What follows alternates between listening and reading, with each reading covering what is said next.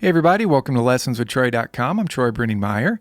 Well, in today's lesson, we've got the C6 lap steel here, and I'm teaching you my arrangement of the classic Hawaiian song Pearly Shells, also known in Hawaiian as Pupu au Iwa.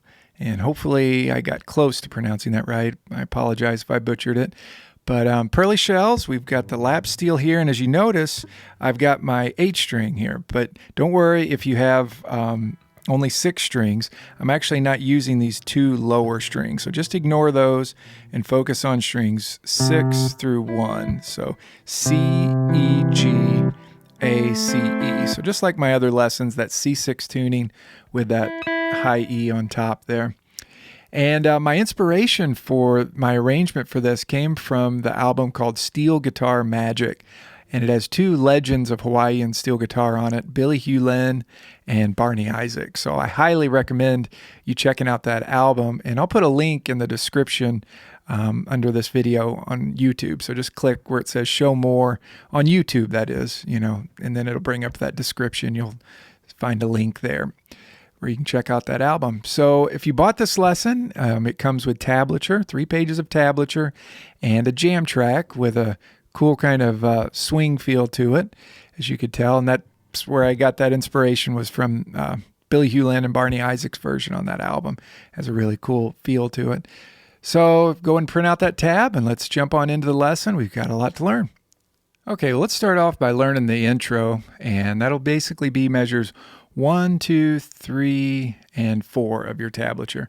Now, I do have my hand in front of the pickup, so it gives a little bit softer sound than not as, more towards the bridge will be a little bit more brittle or harsher sound. Kind of softens up the sound, moving your hand away from the bridge. So here's what it sounds like. Starts on beat 3 of measure 1. So 1, 2.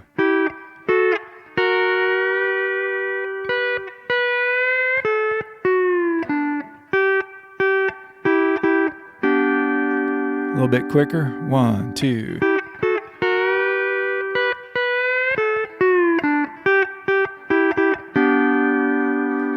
Okay, so we do a double stop, index and middle finger on strings 3 and 2, 7th fret to 9th fret.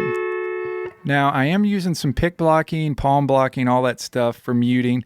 I'm also, because I got a, more of a dobro bar here, it's easier for me to tilt my bar up than it is, I don't know, for a round bar. This is just what I use because I'm used to it. But sometimes I'll be doing that, tilting my bar up. That's more of a dobro technique, I think, than a Hawaiian lap steel technique.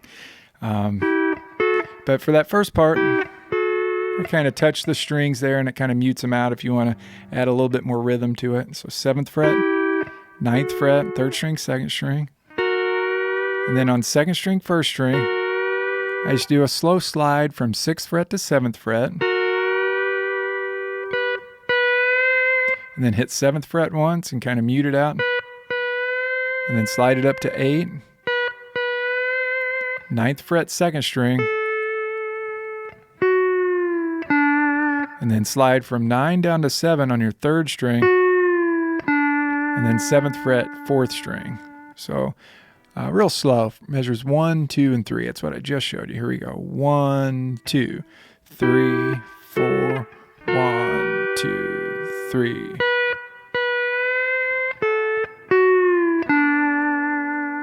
Okay, and then we're on measure 4, 7th fret, 2nd string. Notice how those have 8th rest after each one. So 7th fret, 2nd string. Just kind of playing that with my middle finger and my right hand. And if I want to mute that out, all I have to do is just touch it. So I do once or twice with just the 7th fret, 2nd string. And then when I want to get that C chord, then because on the 7th fret, normally that's a G chord, right? But there on your 7th fret, 3rd string, 2nd string, right? That's a C chord. So we have a quick C there. So G, G, C, C, G.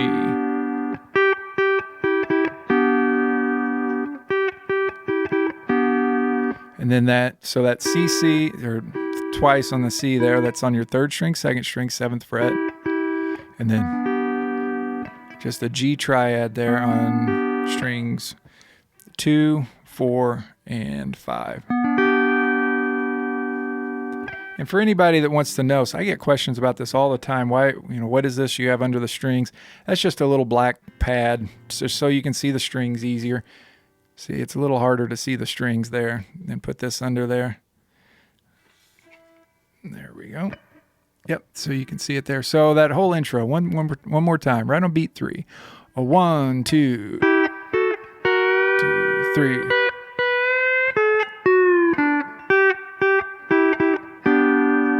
Okay, and we're right into the song then after that. Has a little part that right there at the end of measure 5 where we slide from 1 to 2 on our 3rd string.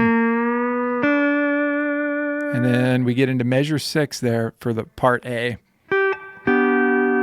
So 7th fret, 2nd string. And you could either just do that if you wanted to or slide into it. What I mean by it is that G chord on your 2nd, 4th, and 5th string.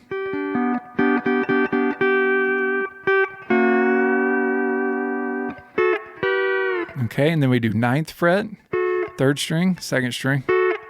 So a little double stop there. Double stop meaning 2 strings at the same time. And then 7th fret, double stop on strings 2 and 1. And I kind of slide that down because we're going to end up on that 2nd fret, 3rd string, 2nd string.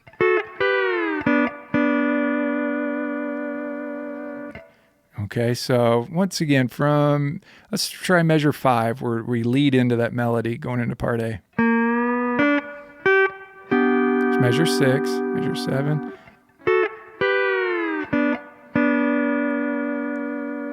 And then in measure 9, we've got this quarter note triplet. Triplet. So that's just 7, 6, 5. And then you just kind of slowly slide into that 7th fret, 3rd string. But I think of that as a quarter note triplet. Triplet. And it doesn't have to necessarily be just from 6 to 7. If you're down here on your 5th fret, you could slide in 5 to 7, just a gradual slide into that 7th fret, 3rd string. Okay, so let's put all that together with the intro.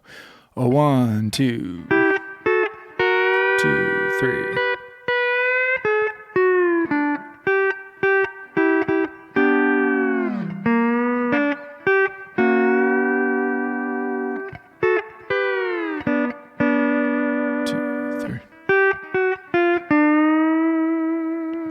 Something like that. So once again, when at the end of measure 4 where I go,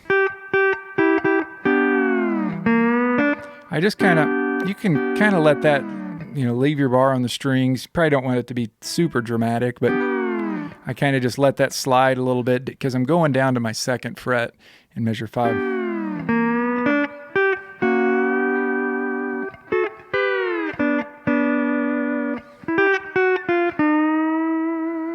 Okay, so, maybe not watch on those real long slides. You don't want them to really be, overtake the arrangement to where it sounds too slidey, but keep in mind you want to connect your notes too. So